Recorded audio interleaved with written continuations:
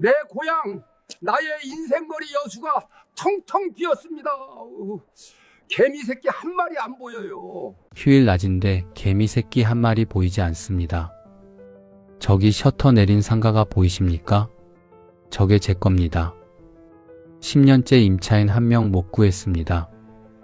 저는 서울에서 변호사로 30년을 살았습니다. 법정에서 수천 건의 재판을 이겼고 의뢰인의 재산을 지켜주는 게 제 일이었습니다. 그런 제가 정작 제 노후는 지키지 못했습니다. 1994년 사법시험 합격 통지서를 받아들던 그날의 감격이 아직도 생생합니다. 평생 남의 돈 문제를 해결해 주다가 67의 제 돈 문제 앞에서 무릎을 꿇었습니다. 퇴직금 6억, 30년 모은 돈입니다. 지금 그 상가 시세가 얼마인 줄 아십니까? 1억 5천만 원에도 팔리지 않습니다. 4분의 1 토막이 났는데도 사겠다는 사람이 없습니다. 오늘 이 사연을 끝까지 들어주십시오. 당신이 지금 바라보고 있는 그 건물, 그 상가, 그 투자처가 10년 뒤에 제 상가처럼 되지 않으리란 보장이 없습니다. 제 실수를 거울 삼아 주십시오. 그것만이 제가 이 치욕스러운 이야기를 꺼내는 이유입니다. 30년의 무게. 1994년 가을이었습니다. 서울 관악구 신림동. 당시 고시촌이라 불리던 그 동네 골목에서 저는 합격자 명단을 들여다보고 있었습니다.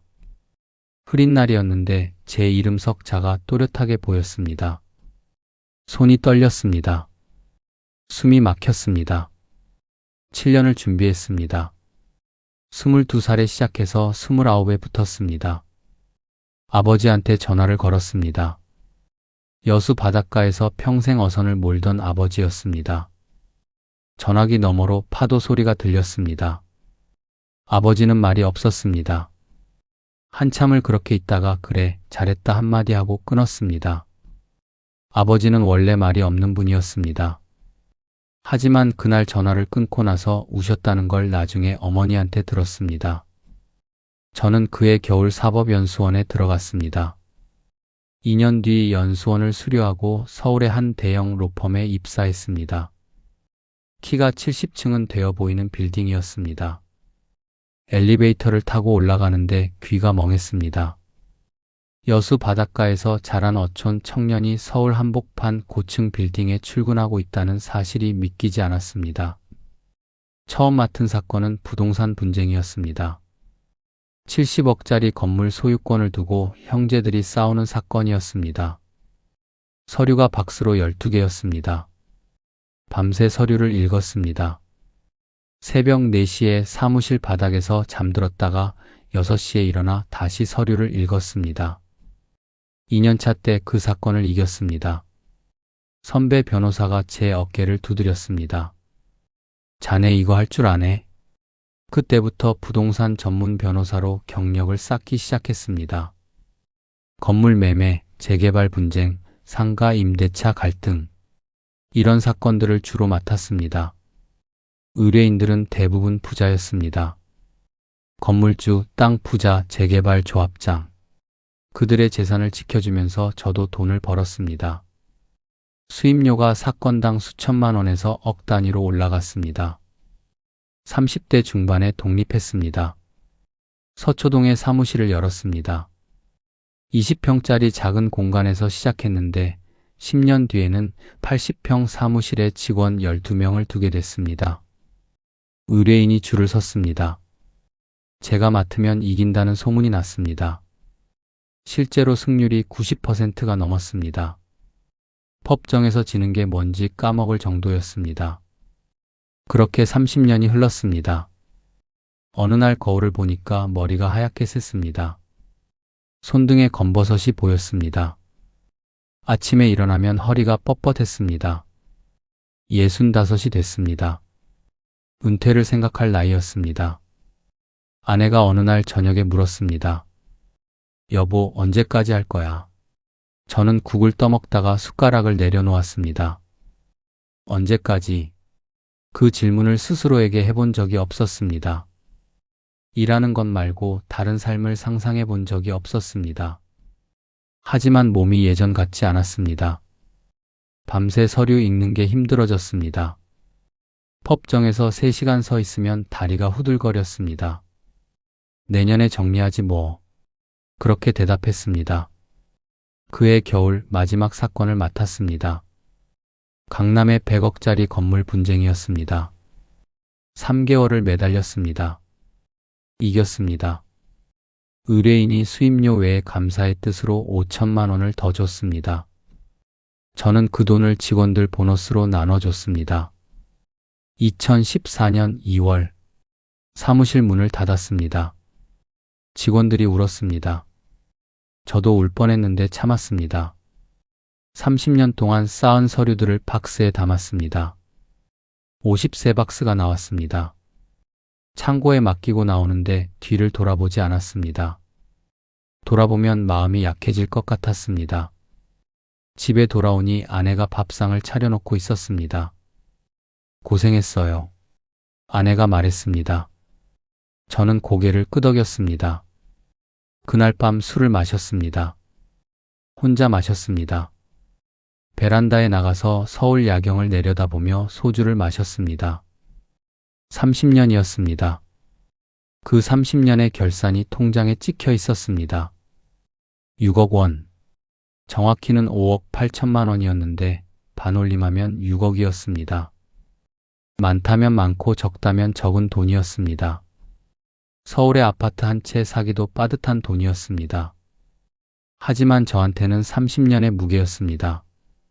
새벽까지 서류 읽던 밤들, 법정에서 목이 쉬도록 변론하던 날들, 이기고 나서 화장실에서 혼자 울던 순간들, 그 모든 게 6억이라는 숫자로 압축돼 있었습니다. 이 돈을 어떻게 해야 할까? 그 생각이 머리를 떠나지 않았습니다. 서울에 있으면 돈이 계속 나갑니다. 아파트 관리비, 생활비, 병원비. 가만히 있어도 매달 300만 원은 나갔습니다. 그 속도로 돈을 쓰면 20년이면 바닥납니다. 65에 은퇴해서 85까지 살면 정확히 20년입니다. 월세 수입이 필요했습니다. 매달 들어오는 돈. 그게 있어야 노후가 안정됩니다. 저는 30년간 부동산 사건을 맡았습니다. 건물주들이 얼마나 안정적으로 돈을 버는지 알고 있었습니다. 상가 하나 사서 월세 받으면 됩니다. 단순한 계산이었습니다. 그런데 서울에는 살 게 없었습니다. 6억으로 서울에서 상가를 사려면 지하나 반지하밖에 못 삽니다. 그런 상가는 임차인 구하기가 어렵습니다. 구해도 월세가 적습니다. 강남은 꿈도 못 꿉니다. 마포, 성동 이런 데도 20억은 있어야 제대로 된 상가를 삽니다. 지방으로 눈을 돌렸습니다. 부산, 대구, 광주 여러 도시를 검색해 봤습니다. 그러다가 문득 여수가 떠올랐습니다. 여수, 제 고향입니다. 아버지가 어선을 몰던 바다, 어머니가 생선을 손질하던 부둣가, 어릴 때 뛰놀던 골목, 바다 냄새, 갈매기 소리, 그 모든 기억이 한꺼번에 밀려왔습니다. 저는 22살에 서울로 올라온 뒤로 명절 때 말고는 여수에 가본 적이 없었습니다. 부모님은 이미 돌아가셨고 형제들도 뿔뿔이 흩어졌습니다. 하지만 여수는 여전히 제 고향이었습니다. 그해 3월, 저는 아내에게 말했습니다. 여수에 한번 내려가 보자. 돈 자랑하지 마라. 여수행 KTX를 탔습니다. 서울역에서 출발해서 2시간 반. 창밖으로 풍경이 바뀌었습니다. 회색 빌딩 숲이 사라지고 초록 논밭이 펼쳐졌습니다. 터널을 지나자 바다가 보였습니다. 푸른 바다. 그 위에 점점이 떠있는 섬들. 가슴이 뛰었습니다. 40년 만에 보는 고향 바다였습니다. 여수 엑스포역에 내렸습니다. 여기 이렇게 컸나 싶었습니다. 2012년 엑스포 때 새로 지은 역이라고 했습니다. 역 앞에 택시가 줄지어 서 있었습니다. 택시를 탔습니다. 기사가 물었습니다. 어디로 가실라요? 여수 사투리였습니다. 반가웠습니다. 저도 모르게 사투리가 나왔습니다. 시내 쪽으로 가주이소. 문화의 거리 있는 대로. 기사가 백미러로 저를 봤습니다. 고향이시오? 예, 오래전에 떠났는디 이번에 내려왔심더. 기사가 고개를 끄덕였습니다. 택시가 출발했습니다. 창밖으로 여수 시내가 보였습니다. 새 건물들이 많이 들어섰습니다. 아파트 단지도 여러 개 생겼습니다. 제가 알던 여수가 아니었습니다. 여수가 많이 바뀌었구만요. 제가 말했습니다. 기사가 대답했습니다. 야, 바뀌다마다요. 지금 여수가 얼마나 잘 나가는디. 손님, 여수 와서 돈 자랑하지 마이소. 예? 여수 와서 돈 자랑하지 말라고요. 여구 석유화학 공장 있잖습니까? 거구 노동자들이 월급을 얼마나 받는디. 800만 원, 1000만 원씩 받아요. 플랜트 기술자들은 더 받고. 여수가 지금 돈이 넘쳐요. 저는 고개를 끄덕였습니다. 석유화학 공장. 여수에 대규모 석유화학 단지가 있다는 건 알고 있었습니다. 하지만 이렇게까지 호황일 줄은 몰랐습니다. 공장이 그렇게 잘 됩니까? 잘 되다마다요. 지금 전기가 부족해서 공장을 못 돌릴 지경이라니까요. 설비를 계속 증설하고 새 공장도 짓고 일자리가 넘쳐요. 외지에서 사람들이 막 몰려오고 있어요. 택시가 시내로 접어들었습니다. 거리에 사람들이 많았습니다. 식당마다 손님이 가득했습니다. 활기가 넘쳤습니다. 제가 기억하는 조용하던 여수가 아니었습니다. 문화의 거리에 도착했습니다. 택시에서 내려 거리를 걸었습니다. 새로 깐 보도블록이 반짝였습니다. 분수대에서 물이 솟아올랐습니다. 조형물들이 여기저기 세워져 있었습니다. 카페, 음식점, 옷가게, 상가들이 줄지어 있었습니다. 사람들이 오가고 있었습니다. 여기가 문화의 거리구나. 아내가 말했습니다. 저는 고개를 끄덕였습니다. 깔끔했습니다. 새거리 냄새가 났습니다. 지자체가 돈을 들여서 조성한 티가 났습니다. 부동산 중개소에 들어갔습니다. 50대쯤 돼 보이는 중개사가 반갑게 맞았습니다. 어서 오이소. 뭘 찾으시는요? 상가 매물 좀 보려고요. 중개사 눈이 반짝였습니다. 저를 위아래로 훑어봤습니다. 서울에서 온 사람인 걸 한눈에 알아본 모양이었습니다. 상가요? 여구 문화의 거리예요? 예, 투자 목적입니다. 중개사가 고개를 끄덕였습니다. 서류철을 꺼내더니 매물들을 보여줬습니다. 손님 잘 오셨어요. 지금 여수 상가가 딱 좋을 때입니다. 석유화학 호황이라 사람들이 막 몰려오고 있거든요. 문화의 거리도 지자체에서 60억을 들여서 조성했는디 앞으로 더 좋아질 겁니다. 60억. 그 숫자가 귀에 꽂혔습니다. 지자체가 60억을 투입했다. 그 정도 돈을 들였으면 이 거리를 살리겠다는 의지가 확실한 겁니다. 국민 세금을 그렇게 쏟아부었는데 망하게 내버려 둘 리가 없습니다. 매물 좀 보여주십시오. 중개사가 여러 매물을 보여줬습니다. 그중 하나가 눈에 들어왔습니다. 2층짜리 상가였습니다. 1층은 점포, 2층은 사무실로 쓸 수 있는 구조였습니다. 위치도 좋았습니다. 문화의 거리 중심부에 있었습니다. 이거 얼마입니까? 6억이요. 6억. 제 퇴직금과 딱 맞았습니다. 우연의 일치라고 생각했습니다. 아니, 운명이라고 생각했습니다. 고향 여수, 문화의 거리, 6억. 모든 게 맞아떨어지는 것 같았습니다. 현장 좀 보겠습니다. 중개사와 함께 상가를 보러 갔습니다. 2층짜리 건물이었습니다. 외관은 깔끔했습니다. 1층 점포는 비어 있었습니다. 전 임차인이 나간 지 2달 됐다고 했습니다. 왜 나갔습니까? 사업 접고 다른 데로 갔다 하더라고요.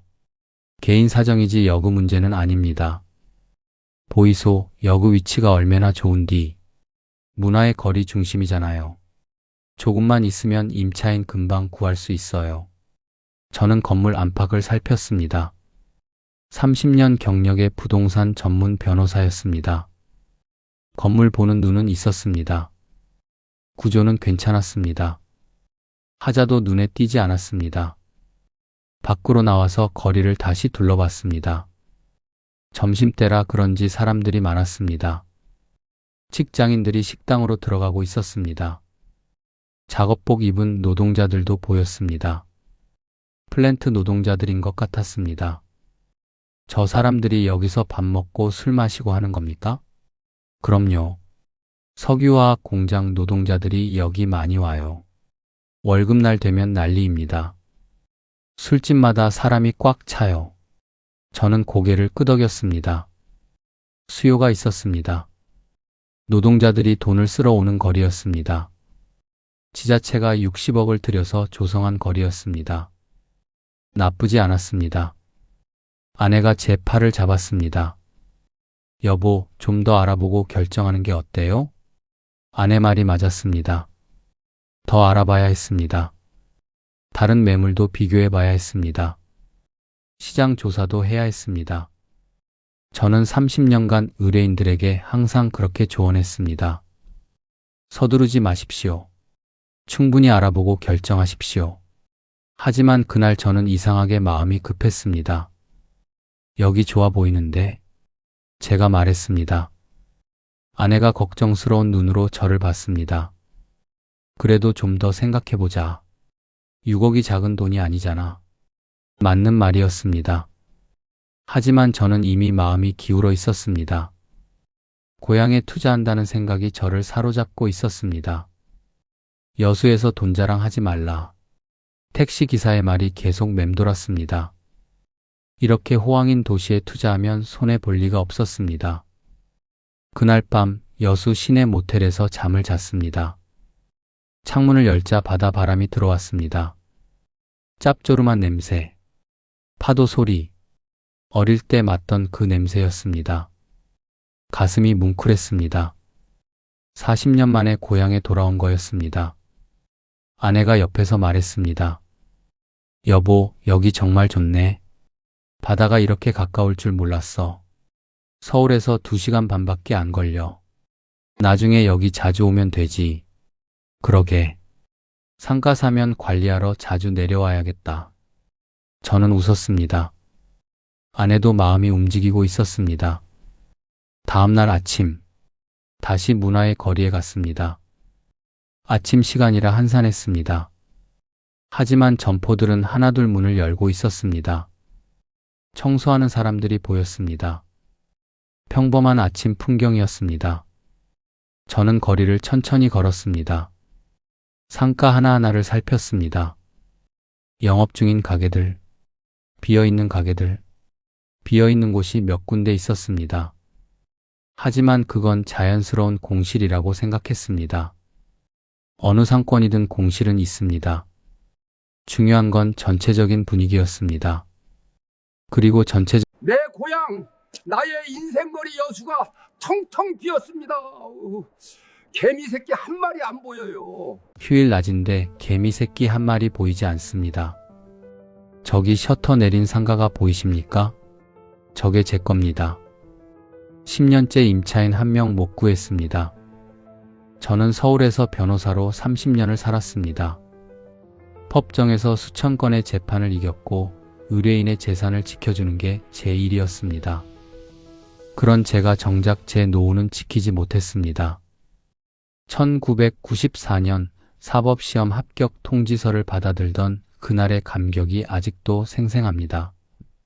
평생 남의 돈 문제를 해결해 주다가 67의 제 돈 문제 앞에서 무릎을 꿇었습니다.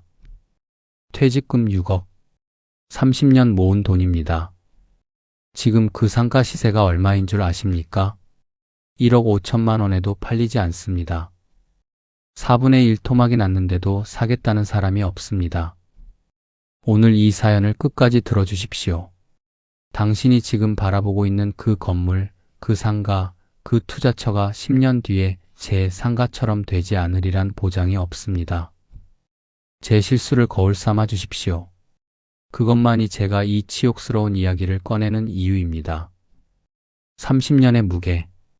1994년 가을이었습니다. 서울 관악구 신림동. 당시 고시촌이라 불리던 그 동네 골목에서 저는 합격자 명단을 들여다보고 있었습니다. 흐린 날이었는데 제 이름 석자가 또렷하게 보였습니다. 손이 떨렸습니다. 숨이 막혔습니다. 7년을 준비했습니다. 22살에 시작해서 29에 붙었습니다. 아버지한테 전화를 걸었습니다. 여수 바닷가에서 평생 어선을 몰던 아버지였습니다. 전화기 너머로 파도 소리가 들렸습니다. 아버지는 말이 없었습니다. 한참을 그렇게 있다가 그래, 잘했다 한마디 하고 끊었습니다. 아버지는 원래 말이 없는 분이었습니다. 하지만 그날 전화를 끊고 나서 우셨다는 걸 나중에 어머니한테 들었습니다. 저는 그해 겨울 사법연수원에 들어갔습니다. 2년 뒤 연수원을 수료하고 서울의 한 대형 로펌에 입사했습니다.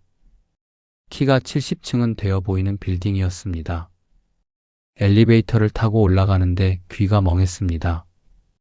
여수 바닷가에서 자란 어촌 청년이 서울 한복판 고층 빌딩에 출근하고 있다는 사실이 믿기지 않았습니다. 처음 맡은 사건은 부동산 분쟁이었습니다.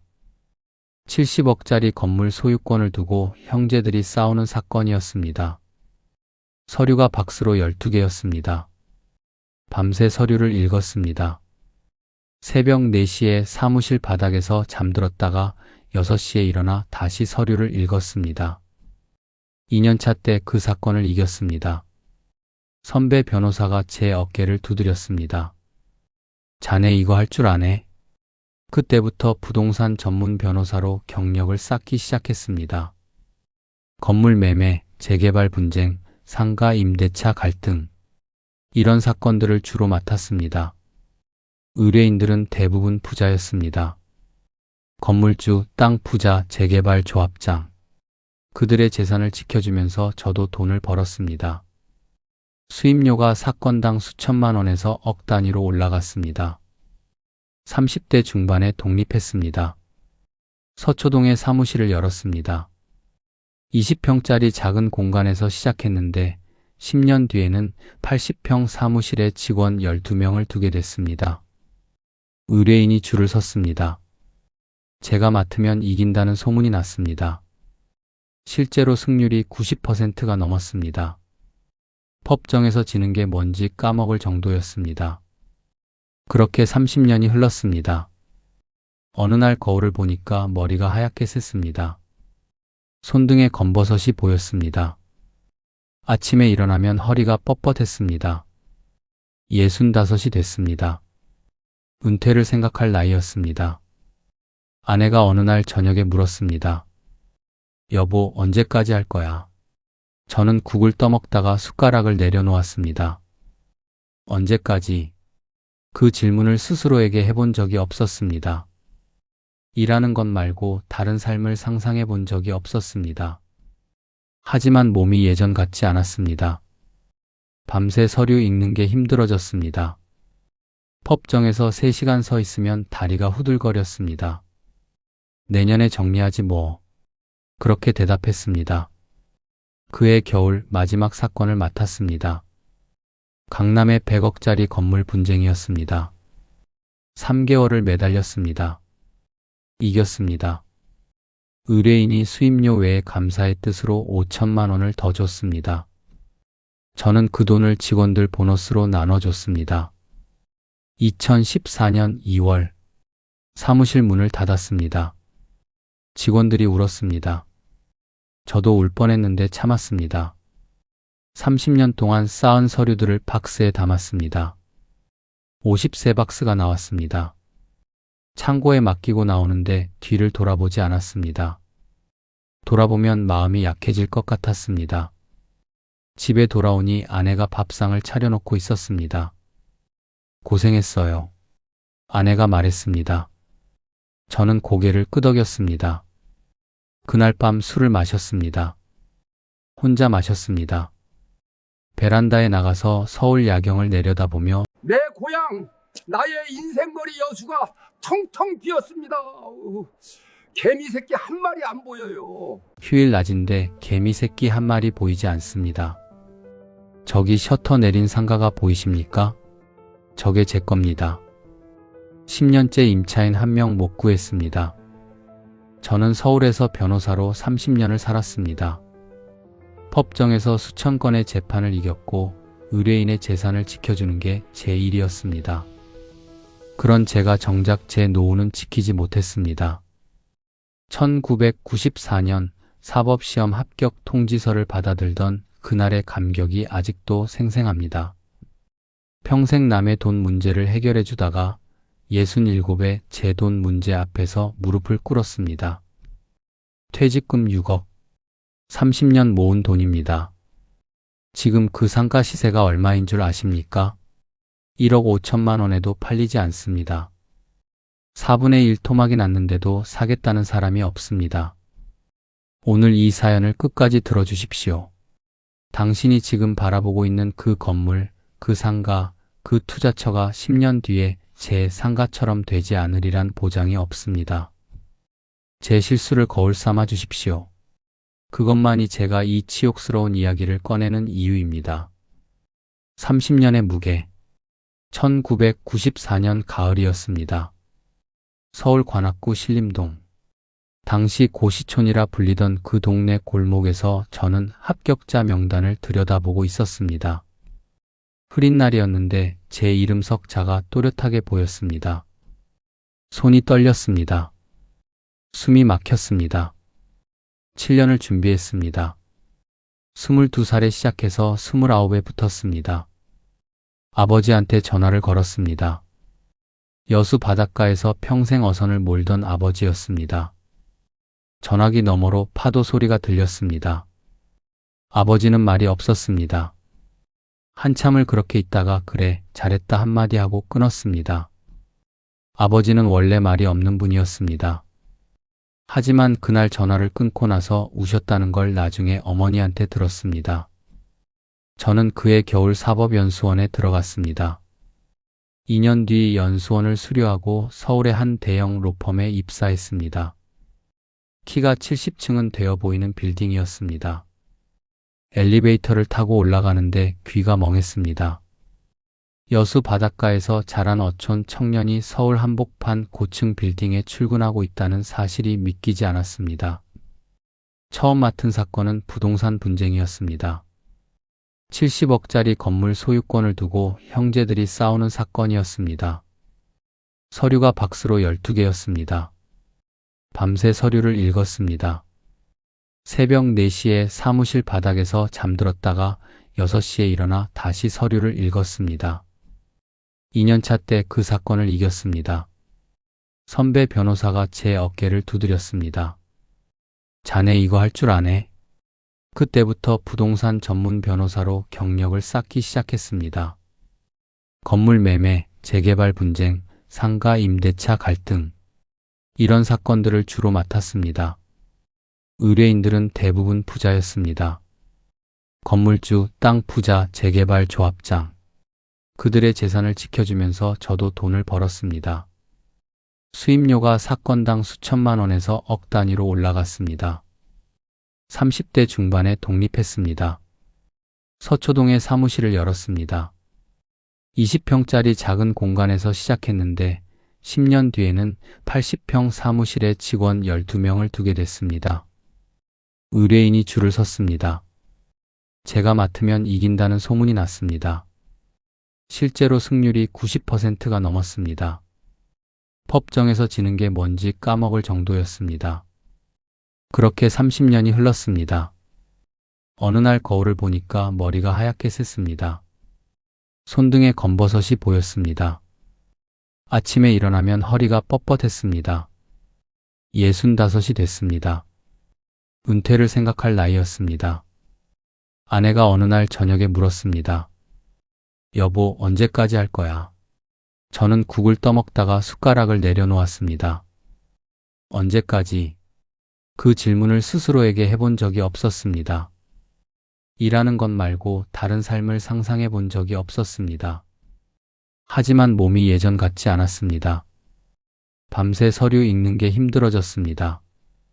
법정에서 3시간 서 있으면 다리가 후들거렸습니다. 내년에 정리하지 뭐. 그렇게 대답했습니다. 그해 겨울 마지막 사건을 맡았습니다. 강남의 100억짜리 건물 분쟁이었습니다. 3개월을 매달렸습니다. 이겼습니다. 의뢰인이 수임료 외에 감사의 뜻으로 5천만 원을 더 줬습니다. 저는 그 돈을 직원들 보너스로 나눠줬습니다. 2014년 2월 사무실 문을 닫았습니다. 직원들이 울었습니다. 저도 울 뻔했는데 참았습니다. 30년 동안 쌓은 서류들을 박스에 담았습니다. 53박스가 나왔습니다. 창고에 맡기고 나오는데 뒤를 돌아보지 않았습니다. 돌아보면 마음이 약해질 것 같았습니다. 집에 돌아오니 아내가 밥상을 차려놓고 있었습니다. 고생했어요. 아내가 말했습니다. 저는 고개를 끄덕였습니다. 그날 밤 술을 마셨습니다. 혼자 마셨습니다. 베란다에 나가서 서울 야경을 내려다보며 소주를 마셨습니다. 30년이었습니다. 그 30년의 결산이 통장에 찍혀 있었습니다. 6억 원. 정확히는 5억 8천만 원이었는데 반올림하면 6억이었습니다. 많다면 많고 적다면 적은 돈이었습니다. 서울의 아파트 한 채 사기도 빠듯한 돈이었습니다. 하지만 저한테는 30년의 무게였습니다. 새벽까지 서류 읽던 밤들, 법정에서 목이 쉬도록 변론하던 날들, 이기고 나서 화장실에서 혼자 울던 순간들, 그 모든 게 6억이라는 숫자로 압축돼 있었습니다. 이 돈을 어떻게 해야 할까? 그 생각이 머리를 떠나지 않았습니다. 서울에 있으면 돈이 계속 나갑니다. 아파트 관리비, 생활비, 병원비. 가만히 있어도 매달 300만 원은 나갔습니다. 그 속도로 돈을 쓰면 20년이면 바닥납니다. 65에 은퇴해서 85까지 살면 정확히 20년입니다. 월세 수입이 필요했습니다. 매달 들어오는 돈. 그게 있어야 노후가 안정됩니다. 저는 30년간 부동산 사건을 맡았습니다. 건물주들이 얼마나 안정적으로 돈을 버는지 알고 있었습니다. 상가 하나 사서 월세 받으면 됩니다. 단순한 계산이었습니다. 그런데 서울에는 살 게 없었습니다. 6억으로 서울에서 상가를 사려면 지하나 반지하밖에 못 삽니다. 그런 상가는 임차인 구하기가 어렵습니다. 구해도 월세가 적습니다. 강남은 꿈도 못 꿉니다. 마포, 성동 이런 데도 20억은 있어야 제대로 된 상가를 삽니다. 지방으로 눈을 돌렸습니다. 부산, 대구, 광주 여러 도시를 검색해 봤습니다. 그러다가 문득 여수가 떠올랐습니다. 여수, 제 고향입니다. 아버지가 어선을 몰던 바다, 어머니가 생선을 손질하던 부둣가, 어릴 때 뛰놀던 골목, 바다 냄새, 갈매기 소리, 그 모든 기억이 한꺼번에 밀려왔습니다. 저는 22살에 서울로 올라온 뒤로 명절 때 말고는 여수에 가본 적이 없었습니다. 부모님은 이미 돌아가셨고 형제들도 뿔뿔이 흩어졌습니다. 하지만 여수는 여전히 제 고향이었습니다. 그해 3월, 저는 아내에게 말했습니다. 여수에 한번 내려가 보자. 돈 자랑하지 마라. 여수행 KTX를 탔습니다. 서울역에서 출발해서 2시간 반. 창밖으로 풍경이 바뀌었습니다. 회색 빌딩 숲이 사라지고 초록 논밭이 펼쳐졌습니다. 터널을 지나자 바다가 보였습니다. 푸른 바다. 그 위에 점점이 떠있는 섬들. 가슴이 뛰었습니다. 40년 만에 보는 고향 바다였습니다. 여수 엑스포역에 내렸습니다. 여기 이렇게 컸나 싶었습니다. 2012년 엑스포 때 새로 지은 역이라고 했습니다. 역 앞에 택시가 줄지어 서 있었습니다. 택시를 탔습니다. 기사가 물었습니다. 어디로 가실라요? 여수 사투리였습니다. 반가웠습니다. 저도 모르게 사투리가 나왔습니다. 시내 쪽으로 가주이소. 문화의 거리 있는 대로. 기사가 백미러로 저를 봤습니다. 고향이시오? 예, 오래전에 떠났는디 이번에 내려왔심더. 기사가 고개를 끄덕였습니다. 택시가 출발했습니다. 창밖으로 여수 시내가 보였습니다. 새 건물들이 많이 들어섰습니다. 아파트 단지도 여러 개 생겼습니다. 제가 알던 여수가 아니었습니다. 여수가 많이 바뀌었구만요. 제가 말했습니다. 기사가 대답했습니다. 야, 바뀌다마다요. 지금 여수가 얼마나 잘 나가는디. 손님, 여수 와서 돈 자랑하지 마이소. 예? 여수 와서 돈 자랑하지 말라고요. 여구 석유화학 공장 있잖습니까? 거구 노동자들이 월급을 얼마나 받는디. 800만 원, 1000만 원씩 받아요. 플랜트 기술자들은 더 받고. 여수가 지금 돈이 넘쳐요. 저는 고개를 끄덕였습니다. 석유화학 공장. 여수에 대규모 석유화학 단지가 있다는 건 알고 있었습니다. 하지만 이렇게까지 호황일 줄은 몰랐습니다. 공장이 그렇게 잘 됩니까? 잘 되다마다요. 지금 전기가 부족해서 공장을 못 돌릴 지경이라니까요. 설비를 계속 증설하고 새 공장도 짓고 일자리가 넘쳐요. 외지에서 사람들이 막 몰려오고 있어요.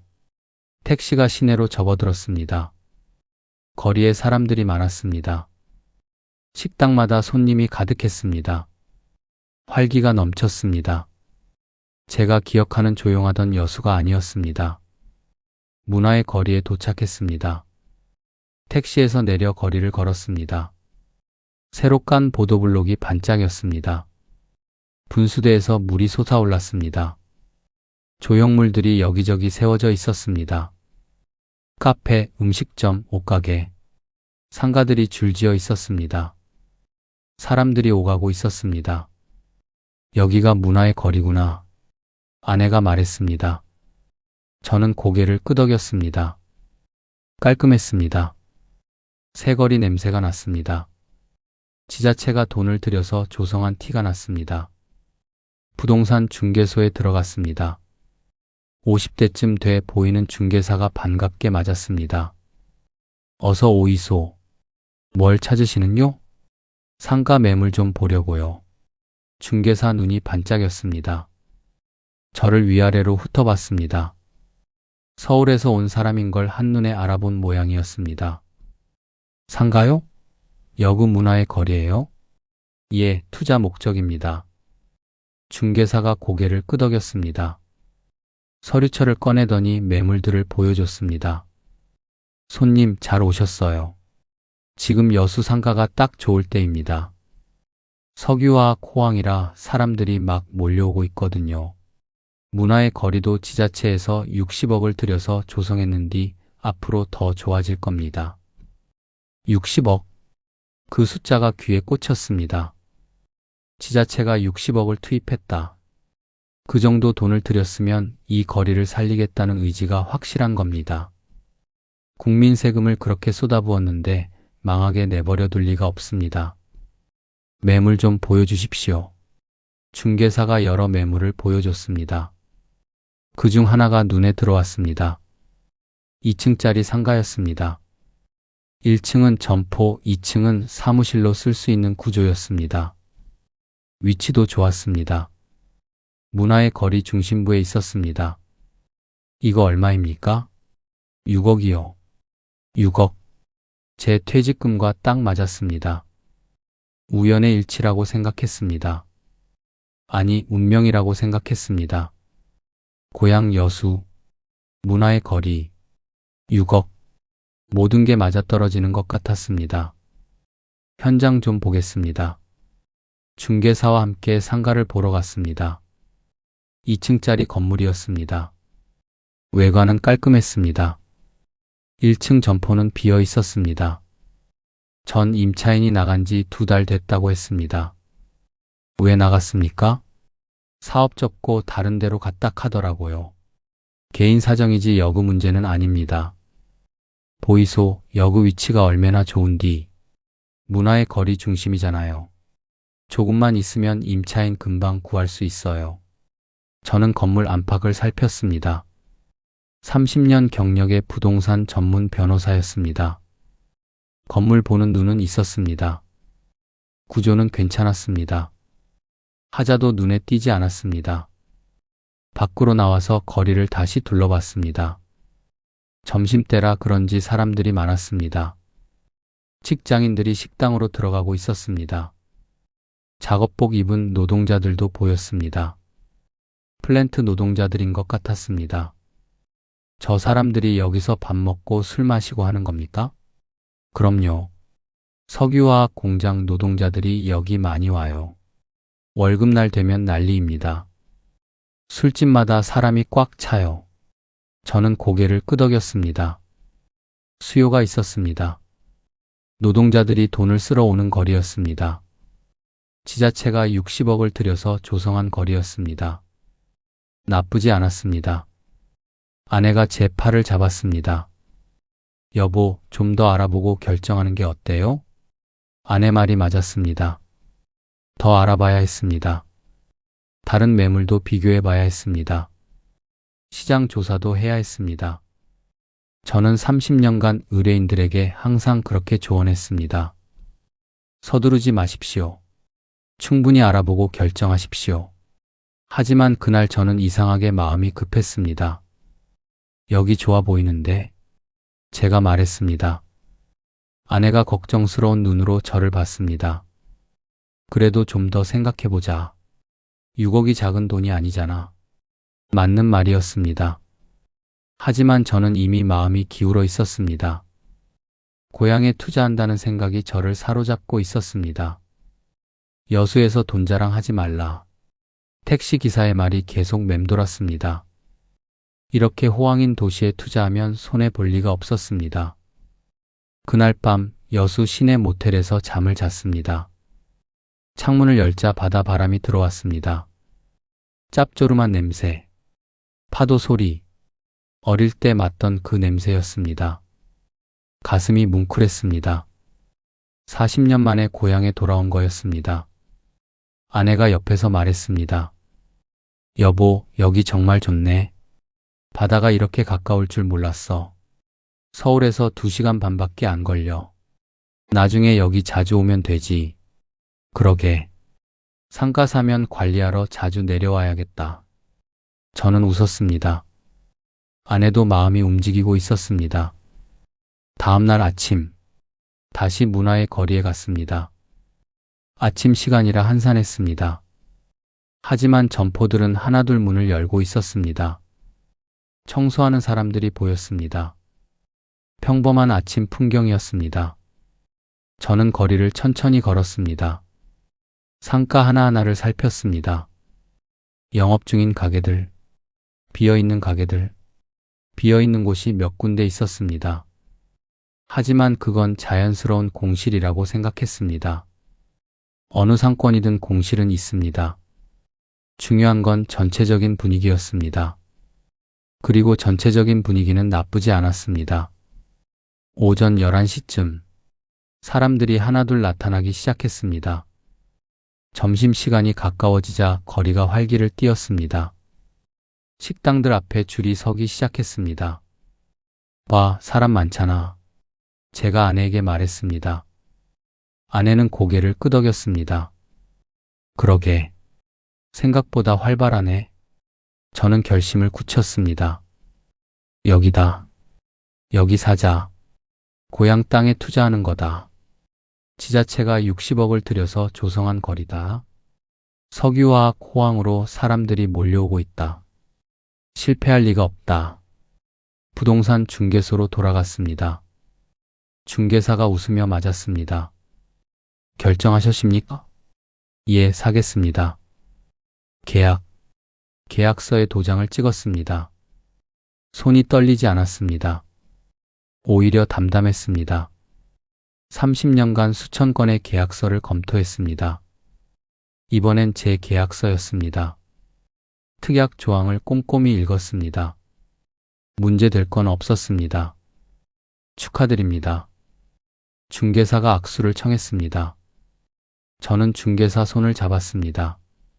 아내도 옆에서 웃고 있었습니다. 결정하고 나니 후련했습니다. 30년 모은 돈에 쓸 곳을 찾은 것 같았습니다. 계약금 6천만 원을 먼저 치렀습니다. 한 달 뒤에 잔금 5억 4천만 원을 치르기로 했습니다. 그 사이에 등기 준비를 하면 됩니다. 복잡한 절차는 아니었습니다. 저는 이런 일을 30년간 해왔습니다. 서울로 돌아오는 기차 안에서 아내가 물었습니다. 여보, 정말 잘한 거 맞지? 당연하지. 여수가 지금 얼마나 잘 나가는데. 그래도 6억이잖아. 우리 전 재산인데.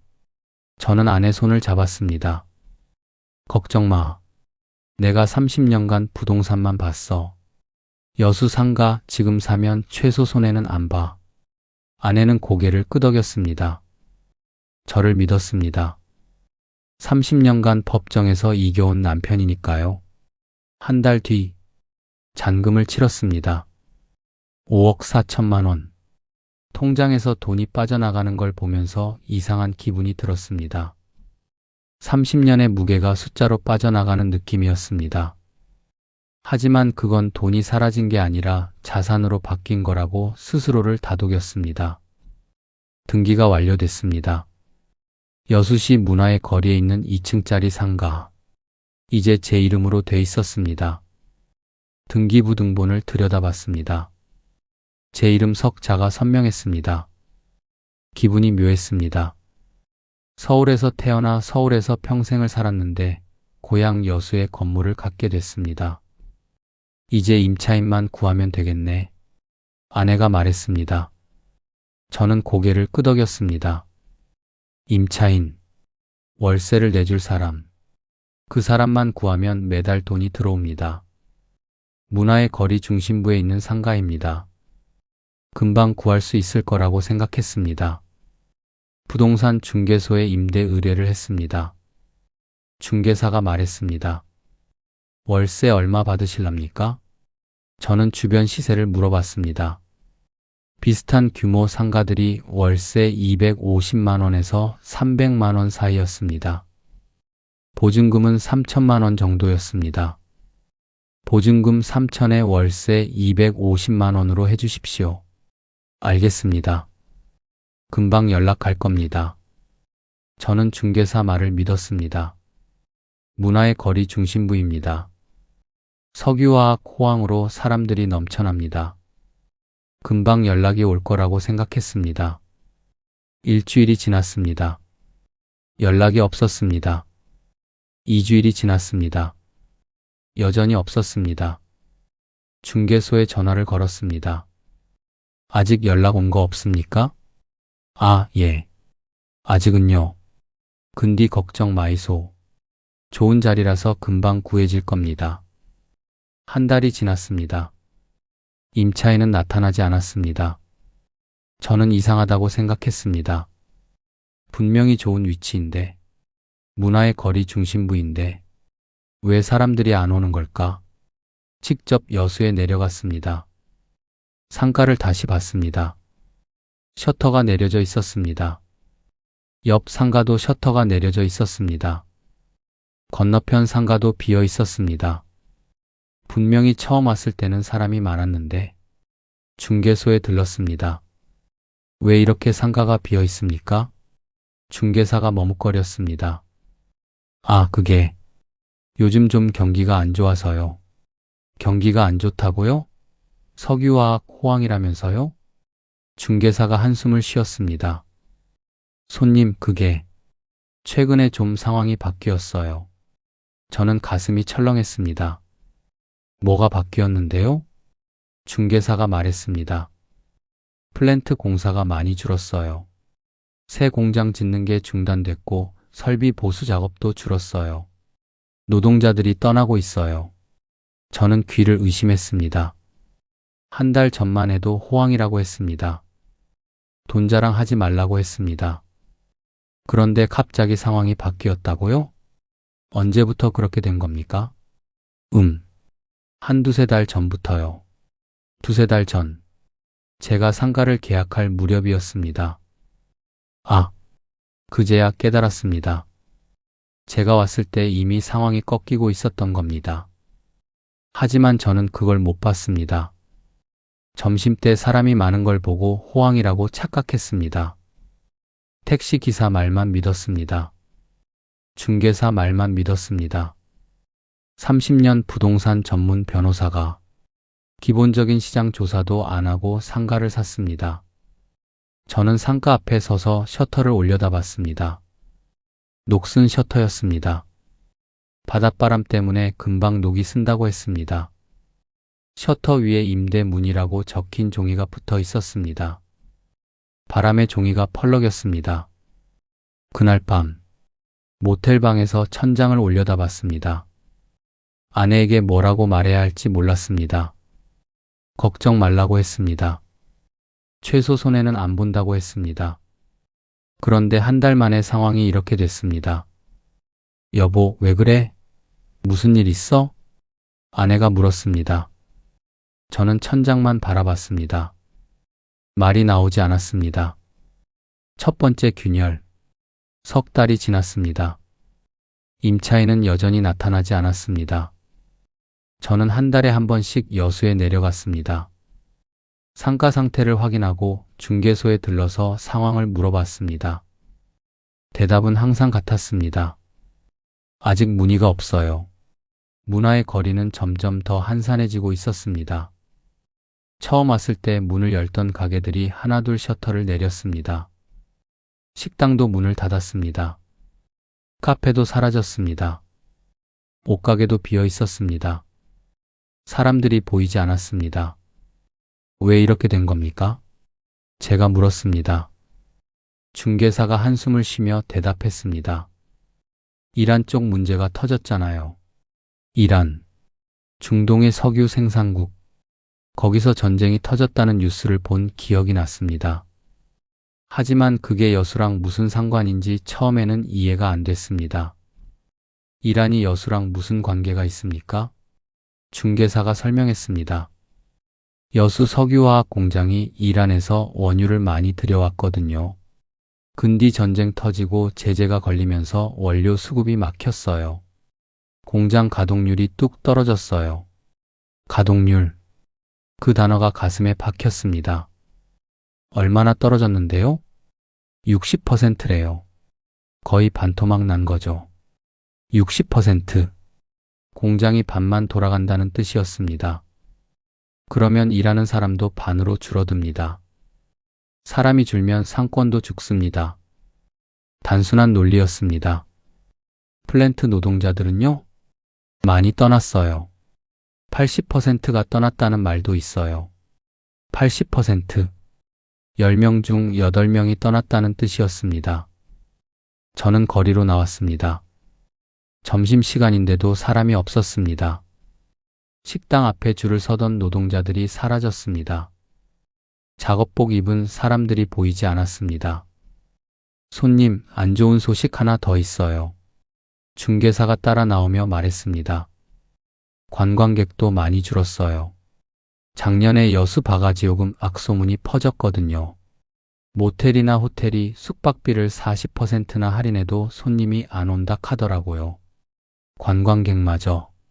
저는 멍하니 거리를 바라봤습니다. 보도블록 위에 낙엽이 뒹굴고 있었습니다.